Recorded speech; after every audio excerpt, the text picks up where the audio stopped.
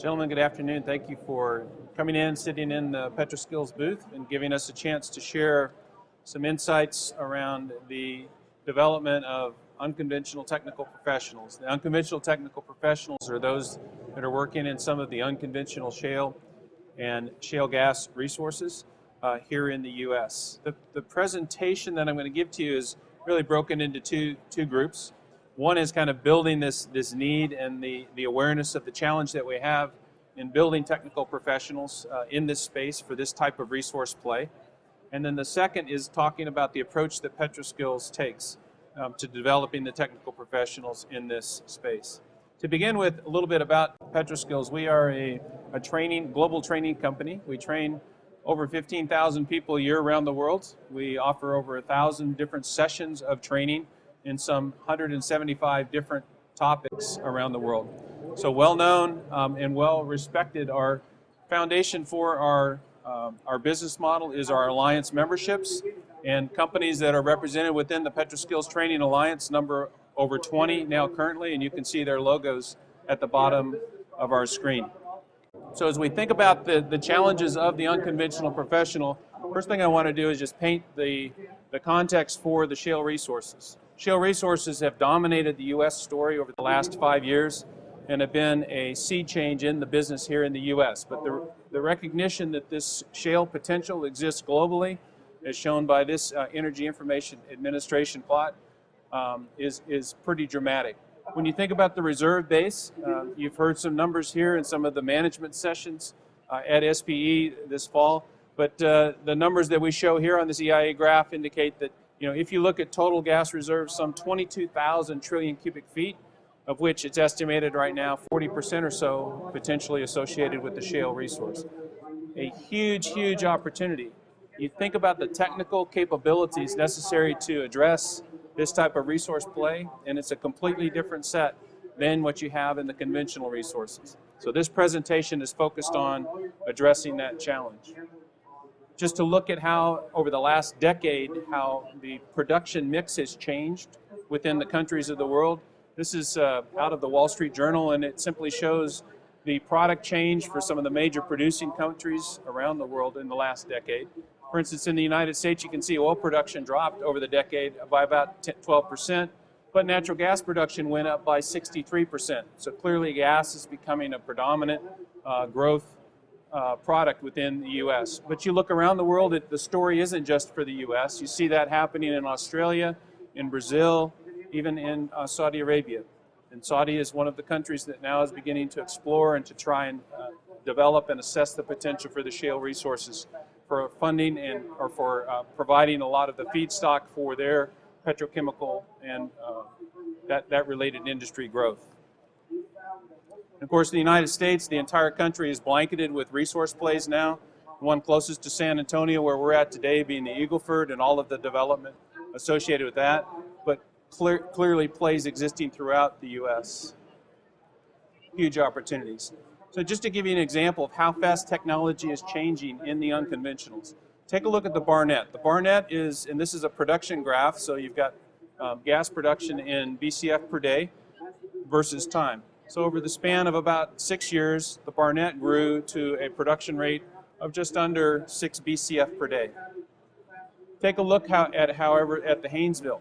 And the Haynesville itself grew to that in the span of about 3.5 to 4 years. Again, that's the evolution and development of rapidly deployed technology associated with those types of plays. And then look at the subsequent plays coming on and adding another 4 BCF. So we've got this exponential growth now that's occurring within the shales. So we've got the need, again, to rapidly deploy, effectively deploy that technology. And that takes competent personnel. The last little stage setting slide that I like to use is from BP out of their Statistical Energy Review.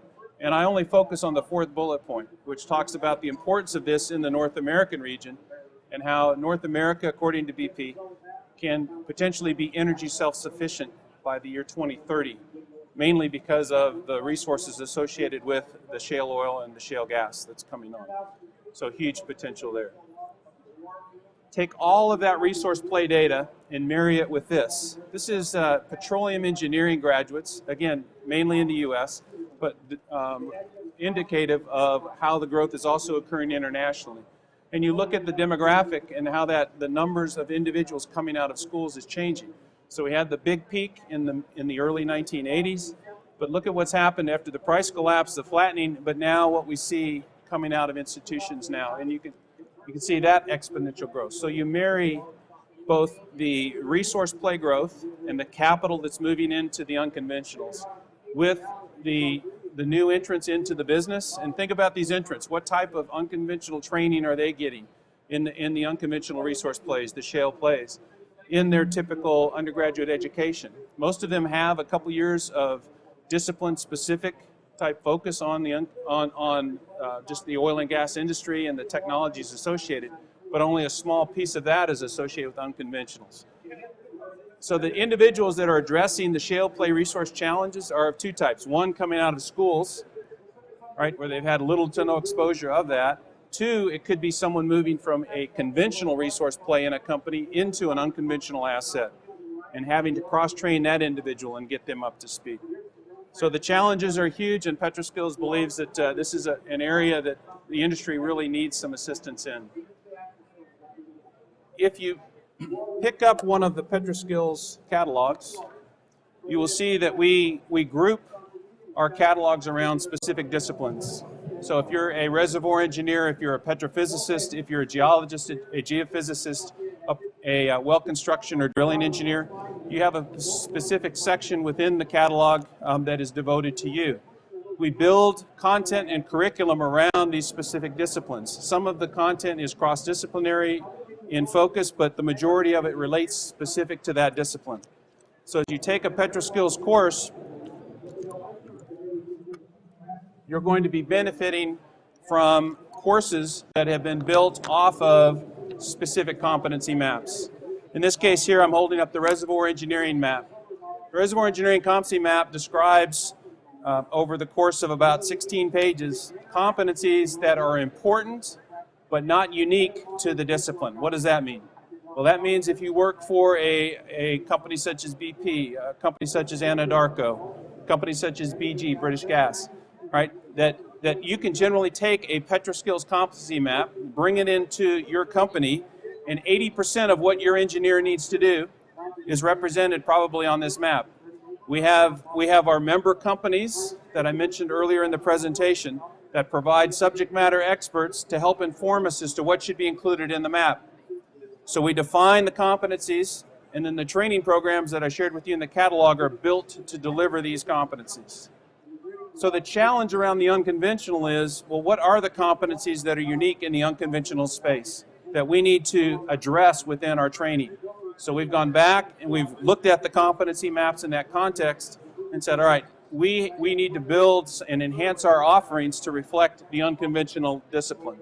So we have a matrix now, just like the one that I shared with you earlier, that is associated with unconventional resources. So now an individual can come into the PetroSkills training offerings and they can look across this and say, all right, where am I at? Am I at my entry point as far as technology awareness goes in unconventionals? If so, I can come in and there's a set of offerings, the foundation one being evaluating and developing the shale resources, which is a cross-disciplinary course. I can take that course and get a breadth across the unconventional disciplines, not much depth, but a breadth and an awareness of, for the key disciplines, what are considerations that are different from the conventional offerings.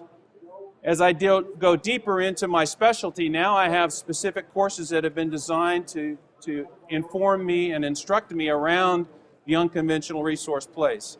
For instance, if you look at the reservoir engineering side, the well testing, the reservoir management courses are focused on that unique aspect within unconventional. You move to the petrophysics. We have a petrophysics of unconventional resources that looks at the different types of core analysis and the integration of the core, the log, and the well test data into a good reservoir model.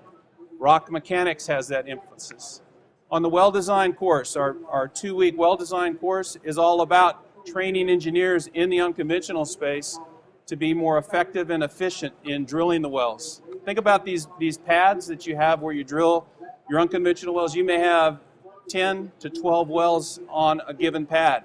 It's all about getting those down, kind of the manufacturing mode, getting those down as quickly, efficiently, and cost-effectively, completed as cost-effectively as possible. We move over to our production and completions, and of course, you know that the completion costs now in the unconventionals typically are more than just the drilling cost. So an effective completion around the unconventional resource is huge. So we've built a special course called Unconventional Resource Completion and Stimulation. It's all about that, learning effectively how to address some of the challenges in that unconventional space.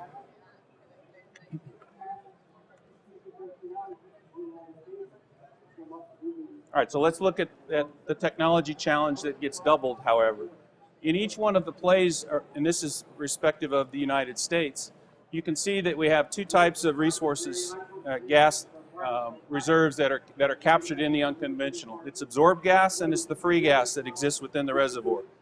And depending on which play you're in, that can change. All of you know that if we train an unconventional resource engineer in a particular technology, that technology typically has to be adjusted to the area that they're focused upon. So we give emphasis within the PetroSkills training classes to some of the different types of completions that might be deployed within the Fayetteville or within the Marcellus or within the Haynesville. And that unique aspect honors the different characteristics of these plays.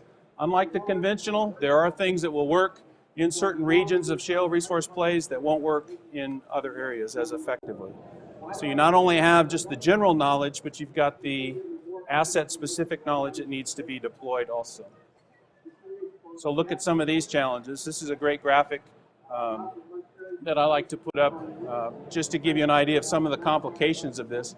Think about the multi-zone completions, the multi-well completions on a pad. You've got different lateral completions that may occur at different depths. So in this case, some 14 different wells at a single level on a given pad, and then at a deeper horizon, you've got another 14 wells coming in. So basically on this pad, 28 wells. You look at the cores that you pick up, and you think about how am I going to do the analysis on these cores? What type of data can I extract from these to help me be more effective in designing that completion? So again, the PetroSkills maps inform us as to the competencies. In this case, this is a petrophysics map. And you can see here we've added, in the case of the core analysis, we've added a specific competency for this petrophysics map associated with the unconventionals. So an individual would need to have emphasis about, look at the differences between crushed rock and the crushed rock is received in the dry porosity, permeability, and some of the grain density data from that core. This is an important aspect for a petrophysicist working in this type of play to understand. The last thing I want to do is kind of peek behind the curtain for PetroSkills and how we design the courses, why the competency maps such as this one are so important. Once you've defined the competencies, you can build the courses. The courses take the competencies, and in this case, this is a 5-day course on reservoir management for unconventionals, but it takes those unconventional competencies and it says, all right, in this course, we're going to address these, and we actually build out, based on the competencies, we build out the course outline. The course outline is intended to deliver these. So if you identify this as a gap in your career, something that you need to close with some type of development activity or training, then it's this type of rigor that goes into our classes to make sure that those gaps are addressed.